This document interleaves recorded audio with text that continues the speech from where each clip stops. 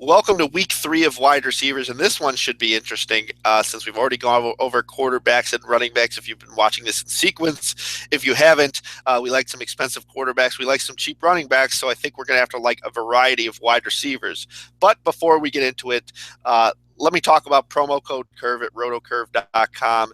This, of course, is a great deal. Saves you $2 on a weekly premium membership. What do you get with the membership at RotoCurve? You get exclusive position rankings, projections, and premium cheat sheets for each week. You get must-have DFS tools like DVP ranking, points per attempt, red zone utilization, and things you need to make decisions. You get optimized DFS lineups to look and double check with yours with at DraftKings and FanDuel. You get access to player ownership percentage and everything included and more. So once again, use the promo code CURVE. You pay $5 instead of $7. You save those $2 to spend them elsewhere. Maybe you get $2 out of cash games and turn them into $360, Jim, because that's how daily fantasy works. Let's talk about cash games. Let's turn our $2 into $360. Wide receiver position. Who do you like this week? I think, the chalk and cash for me would be Jarvis Landry. I just think, especially in PPR formats, but really even on FanDuel with the half point, he had he was targeted on 30% of his routes last week. I know that was also kind of garbage time, but really this team isn't really built well to run. Even if they take a big lead here against Cleveland, Cleveland's exploitable. It's just a sweet setup for him. I think the lack of Foster, Foster's due to miss. Aaron Foster's injured, another soft tissue injury for him. So I just think a lot of those targets, actually, that share doesn't go to the backfield. I think it gets pushed over to Landry in that slot, those short receptions. I just think he has an incredibly high target floor, high, reception floor, obviously, on account of that. And, Joe Hayden's not going to – I don't think he's going to shadow him around based on the fact that he works out of the slot so much. So we could see him, go against, like I said before in the quarterback setup, Tramon Williams, Jamar Taylor. These are guys who rank in the bottom third of Pro Football Focus and coverage grades. So that's just a guy that I really appreciate. I think there's a lot of upside there and a high floor, really. And then also in cash, I'm paying up. It's obvious. It's the blanket answer, but Antonio Brown's worth the money this week. This Philly secondary is really exploitable, like you said earlier. Throwing it up for Alshon Jeffrey. They could have done it a lot more in Chicago. They just didn't. He really got what he wanted downfield. I think this is one of those huge, crazy Antonio Brown games between him and Julio Jones. I like them both. Don't get me wrong. I love Julio as well. But if I'm going to pay up, I'll get him in there. I even actually have found room for both of them in some setups, going cheap at running back. So I think there's a way to build around Antonio Brown here. Yeah, Antonio Brown, you kind of look at those matchups last year and his fantasy point totals. It was either really like a 10 or 15-point quiet game or it was like a 40-point explosion where if you didn't have him, you were really in the dust in almost any format. And he's the best receiver in the game. I think that's the case again this week. I think it's one of those games where he catches upwards of 10 passes. And so he's not a guy you want to we kind of talked about it in the quarterback thing where, sometimes you save a few hundred to go from him to Julio Jones because you want to fit a slightly better defense. And this week, I think there's going to be a huge fantasy point difference. So it's not a time I would do it. Even though I love Julio Jones in tournaments, I just feel a lot better about Antonio Brown. So he's the guy that I would pay up for.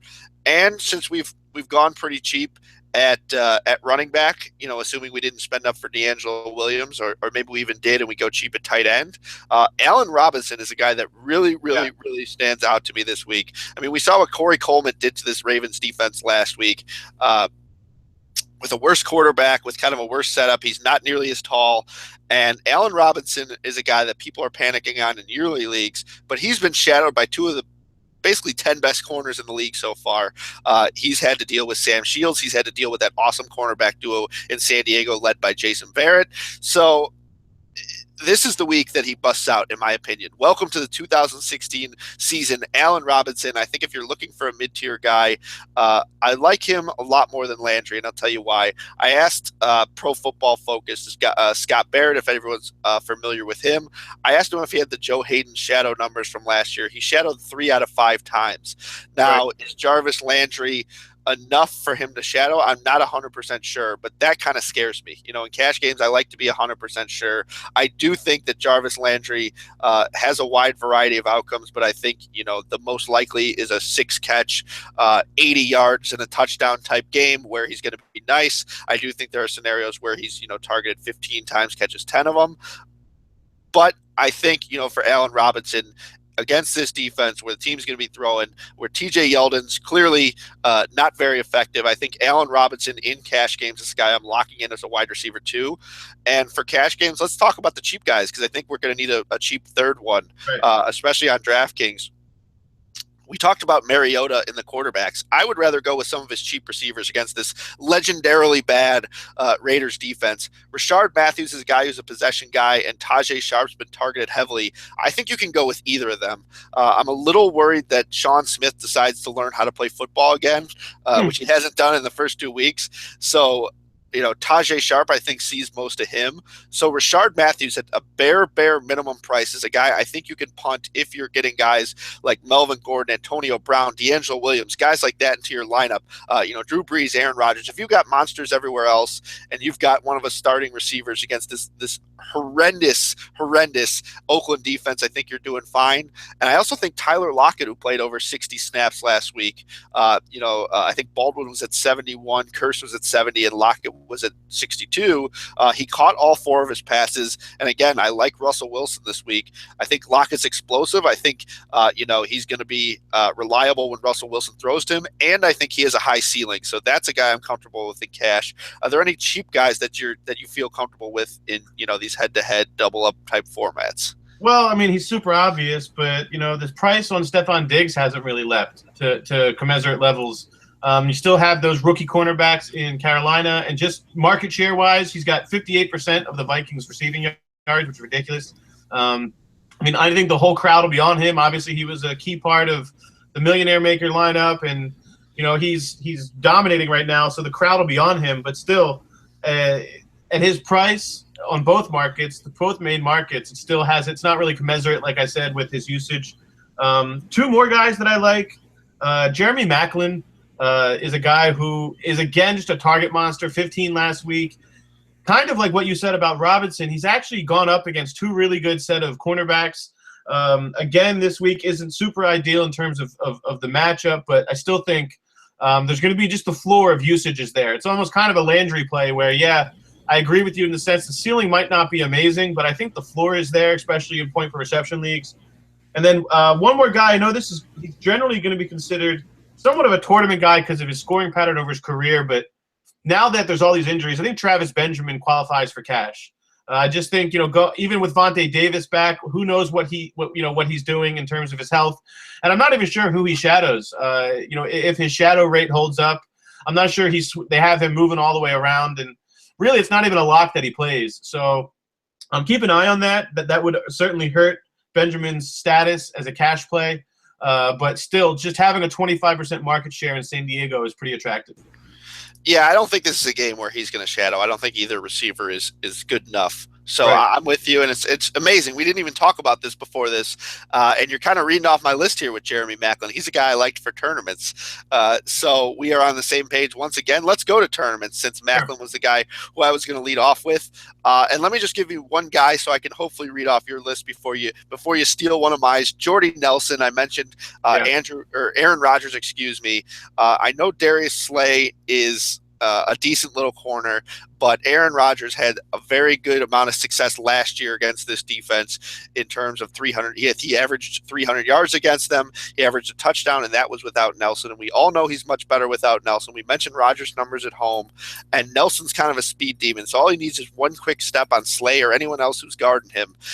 So that's why I've kind of reserved him for tournaments. But I do think that this is a game where he finishes with, more than 100 and with a possibility for a score. I love the Packers offense this week. I hate Eddie Lacy. I don't think, they're going to go to that this week. I think it's going to be a week where Rodgers is scrambling. He's finding open guys. There'll be multiple Packers receivers that are worthy, but Jordy Nelson, a wide receiver one this week, a guy that I absolutely love. Let's go to you for tournaments.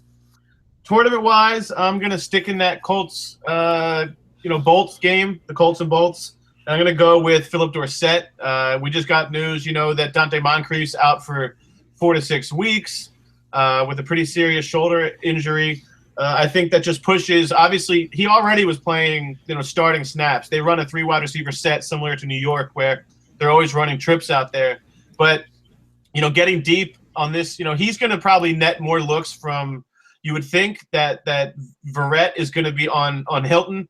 I think that gives him Brandon Flowers, who's good, but also a little later into his career can be beat deep. I think just the fact that Dorsett's going to get the ball 20+ yards downfield. It only takes one big play for this guy to return value, so I think that has GPP kind of upside. And then the other guy would be Devontae Parker. If we're gonna assume that Hayden does give Landry extra attention, even if he doesn't, I just think this is a guy who in 5 of his last 7 games that he's played, he's got 80+ yards. Last week there was a ton of targets for him. I know again it was a high volume passing game, but like I said, also I don't really think Miami can move the ball on the ground even against this Cleveland team. I think there's a lot of upside here for Parker. I wouldn't be surprised if he actually leads the team in yardage in terms of just how he can get it in chunks. So those are 2 guys that I really like to load up on. And I actually consider Allen Robinson a little bit more of a tournament play just because of the lack of efficiency so far. But I can certainly see him in cash. So he's a guy I also like to take the top off here this week. But really it would be Dorsett and Devontae Parker, kind of young breakout vertical guys. Yeah, speaking of vertical guys, how about a guy who's been over 20 yards at average depth of target his first 2 games, Will Fuller. Okay. And Brock Osweiler is kind of surprisingly throwing that very deep ball very accurately. I've been watching videos. I've been looking at stats with that. And if you look at one of his throws to Fuller, I mean, it was perfectly placed about 40, 50 yards downfield, which we weren't sure that he had in him. But he definitely does now. And New England this year has allowed the 1, 2, 3, 4, 5, 6 most fantasy points to opposing wide receivers. So I'm buying that Will Fuller. He's one of those guys who's kind of like Deshaun Jackson, who doesn't need, that many targets in order to succeed. And another guy how about Sterling Shepard? If we think that Josh Norman, Odell Beckham is going to be a dogfight like it always is, Beckham, I think, was thrown out of the game at least the last time they squared off. People have been kind of beating up on Rashad Breeland so far. So I think Shepard's the guy that steps into that role this week. I don't think Eli Manning's going to not throw touchdowns yet again. I mean, I think he's definitely going to make sure to find the end zone this week in what should be a shootout. He threw 3 in that opening week. So I really like Sterling Shepard again this week. How about Corey Coleman? I mentioned this on Twitter before the week was over. Now that Cody Kessler's there, we kind of look at Stephon Diggs last week, and we weren't sure how the quarterback change was going to go, but we did know that Stephon Diggs was talented. I think that's the exact same premise here. Now, I don't think Cody Kessler is anywhere near as good as Sam Bradford. In fact, I'm not sure Cody Kessler is anywhere near as good as a league average backup, but Corey Coleman certainly showed me something last week in terms of the talent. So I think he's going to be at a very, very, very low ownership percentage this week. And I think you're going to be able to at least take the shot that Kessler is able to find him, that the Hugh Jackson, who I actually love as a coordinator, is able to find creative ways to get him involved. I love that play right there. And also, who was the other? Cole Beasley on DraftKings specifically. The Bears, man, they are just bad. He's 3,200, so he's 200 over the minimum. And we mentioned that they're going to be able to get no pressure. If they're going to get no pressure against the Cowboys, he will have some time. Beasley's kind of a speedster. I could see him both catching a lot of passes and beating them deep. So I think Beasley's a guy who's, he's tiny, so you don't really want to rely on him because he could get hurt at any point, kind of like a Woodhead. But for tournaments, I'm definitely willing to punt a spot for him, a guy who's been targeted a ton in the early weeks. And then going back up to Julio Jones for tournaments, he's been dealing with these nagging injuries. The Saints are right below the Patriots in terms of fantasy points allowed to wide receivers. Beckham disappointed last week, but I still think the Saints team without Delvin Breaux, I'm mixing up my corners, is a team to target. So Jones, injury concerns with Beckham last week, but I still think the matchup against the Saints is so good. We saw it time and time again last year that you got to use him. He's the pivot from Brown in tournaments. Do you have anything else to say about the wide receiver position? Yeah, just 2 more names that they're in my sleeper bin, but one would be, Nelson Aguilar. I know that's not a very common name to throw out there, but listen, he's getting a good market share. They're making him look like an NFL player. I mean, he actually was pretty talented coming out of school. It's just that, there really hasn't, he's basically been awful up until this year. Last year, he was one of the lowest graded guys on Pro Football Focus. But look, he's 15th in the league in average depth of target. 14 yards downfield is his average depth of target right now. The Steelers have given up the most yards. They've given up 3,500 yards to receivers dating back to last year. So it's also like, you were mentioning in the quarterback setup, we're talking about Antonio Brown going off. We're talking about D'Angelo Williams going off. I think there's going to be a lot of catch-up garbage points, kind of how we saw Miami kind of eat last week. I think the Philly offense is going to eat. It's not only going to be Jordan Matthews. So I think there's some potential for Aguilar to have a sneaky 6-catch, 90-yard touchdown kind of game, and really nobody will even be looking. It could be all done in the fourth quarter. I just think with his price, it allows you to pay up for two of the big names. This guy is also purely a tournament play, but Kenny Britt actually is getting the ball. He's also getting the ball downfield. Not a guy that I really would want to build around, but obviously just, under $4,000 on DraftKings. Another guy who, he's averaging 75 yards a game. There's really not much risk in the sense that he's going to get a lot of looks. And like these other guys, I'm kind of on the vertical guys going cheap. It only takes one or two big plays for them to make value. Yeah, I'm going to give you a name that I think is going to be below 1% owned on all the sites because I think his price is still expensive, but I'm just thinking through this in terms of theory. How about Sammy Watkins against a very difficult Arizona defense? The guy, this is an injury. Let's start there. That takes time for him to get healthy. Well, now he's had 10 days since the last time they played. The last time we saw him, he looked really bad. He limped off the field, but now he's had the extra 3 days to get healthy. It's a tough secondary, but we've seen them make a change at the offensive coordinator. Their new coordinator says they're going to focus on Watkins now, so I think we're going to see a lot of targets for him this week. And if there's ever a time that, he's going to look healthy, this is the longest layoff he's going to have before week 10 with his bye. So I think there is a little bit of a chance that he comes back and looks like the Sammy Watkins we were used to down the stretch last year. And if he doesn't, I think Marquise Goodwin is a guy. Tyrod Taylor kind of showed his affinity for the deep ball last week. That's pretty much all he was throwing against the Jets. They beat Darrelle Revis deep. I think Goodwin averaged 56 yards of reception on 2 receptions. So I think there is going to be a Buffalo wide receiver that's worthwhile, even against this tough defense. I have a small sinking feeling, enough to put Sammy Watkins in one lineup that, he's kind of going to surprise some people who think, oh, he's just basically dead at this point because of that foot. I don't think you've seen the last of Sammy Watkins. Eventually he will get healthy, hopefully, and I'm willing to take the shot this week. Any final words? Or do you want to react to Sammy Watkins because you look like you're a little surprised? No, I am surprised, but I like it. I mean, you talk about contrarian. We use that word pretty loosely, and that's truly contrarian. I don't think the market will be on him. And again, the average depth of target thing and coach speak is kind of tough to trust, but I kind of agree here that why would they waste all their market share on guys like Greg Salas or Robert Woods? These guys aren't going to really, push the needle. So it's not insane. That's contrarian. So that's really actually living up to the word. So I like it. Yep, and we're going to have to be that way. I will be putting in some Millie Maker lineups this week, so I'm trying to think of how I can get ahead of the curve, and that one definitely makes me feel good about it. But before we get out of here, let me tell you about promo code CURVE. You, of course, will be saving $2 if you use it, and what you get included with it is exclusive position rankings, projections, and premium cheat sheets, must-have tools like DVP, points per attempt, red zone, optimized lineups, access to player ownership percentage. Again, you use it, you pay $5 instead of $7 for your weekly memberships. So there is a deal there. Stay tuned as we still have to talk about some of our stacks because that's really how you win these large tournaments. Maybe we'll talk about Tyrod Taylor and Sammy Watkins in that segment.